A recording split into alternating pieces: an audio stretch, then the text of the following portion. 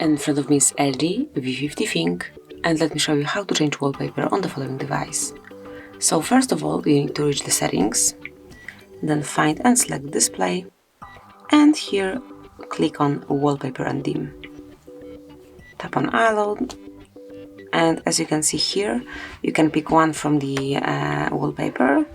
So here we've got some default wallpapers.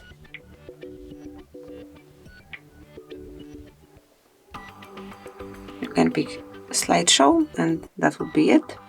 We can apply it as our lock screen, and also you can choose something from your own gallery. So just open gallery and you can pick the picture that you would like to cover your screen with. So let me pick, for example, this one. Let me unmark lock screen, tap on set wallpaper, and that's it. As you can see, from now on, this brand new wallpaper is covering your home screen, and also a new one has been applied to your lock screen. Here it is. And if you will check it again, you will find here another picture. So this is it, that will be all. Thank you for watching. Please subscribe our channel and leave the thumbs up.